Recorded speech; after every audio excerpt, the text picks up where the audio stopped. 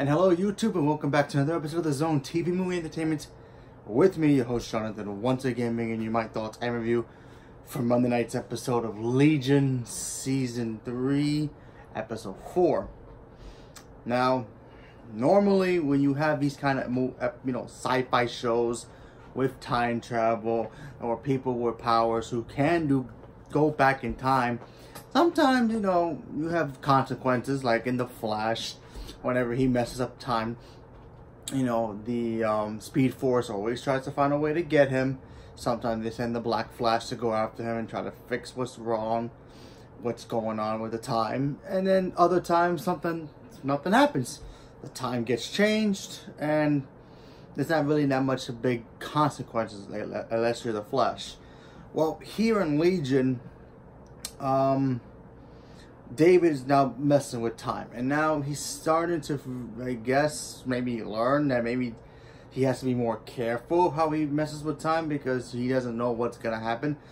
So, excuse me, in this episode, obviously time's been messed up. So something happens where pretty much his entire, I guess, his cult, if you want to call it, gets kind of frozen in time. The team that he used to call family pretty much also started to get affected as well, where their little robot friends with the mustaches, they all get messed up and they have to reboot themselves, and then they meet these weird, I guess if you want to call it, like time cops, if you will, but they're more like cat creatures. They go after David, try to stop him and try to fix what he's been doing, because him going back in time with Switch a lot, going back to the past or fixing minor things that he wants to fix. And it's starting to catch up to him. And in this episode, which I liked a lot because this episode was creepy, by the way. It wasn't trippy, it was just creepy. These creatures that we got to see, these, I guess, time monsters, I'll call it that. They looked weird though, because at one point they looked like they were people in costume. And then they had CG, sometimes in different angles they looked like they were, completely CGI, and it was just, I don't know, the way that they looked, it was creepy. It looked like it was actually coming at you, so that was pretty cool. We got to see Sid, his ex, I guess, girlfriend, if you want to call it that. We got to see her struggle, pretty much talking to her former self and, expressing some feelings of what happened to her as a child. We got to see that. That was pretty interesting. We got to see the professor, from David's old team, him trying to get Switch and try to bring her back and try to help her out and try to get her on their team, so that way David can't go back in time anymore.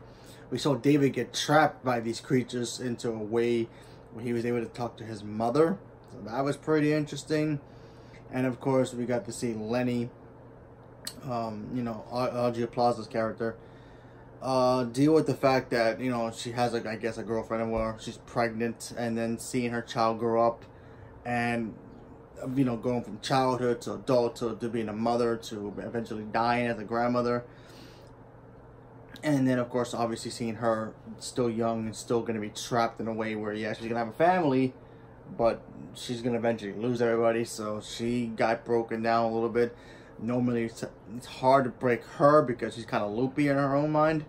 But yeah, that was a pretty interesting thing. I think the only person in this whole episode that wasn't affected as much was the Shadow King.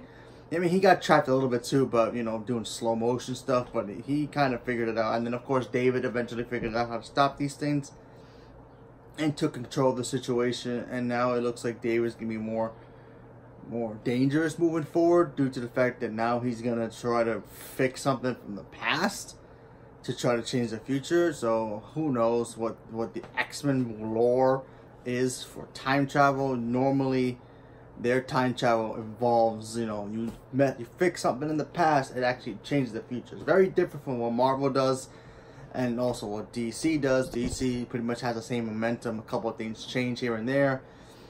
Some people's lives get changed and vice versa. Sometimes, obviously in the Marvel universe, if you've seen Endgame, they say that if you change the past, something's going to change the future, except certain little small details. So if you squash a bug in the past, that bug is still going to be dead in the future, so it won't be really that much of a change. And then it looks like that's what David's going to do. He's going to go back in time and try to change something from his past. But what is the past is he going to do? Is he going to prevent him from meeting with the team that he first meets up with? Maybe he'll stop himself from getting into that mental hospital from the first season. Who knows? But it was a very interesting episode, and I'm looking forward to seeing what happens more moving forward. So leave me a comment below. Let me know what you guys thought about this episode and those creepy little cat puppet things. That thing was creepy, by the way. Like I said, they even had a creepy laugh that reminded me of It, so that was cool. But yeah, overall good episode. So yeah, go check it out. So leave me a comment below. Let me know what you guys thought about it. Thank you very much and have a good day.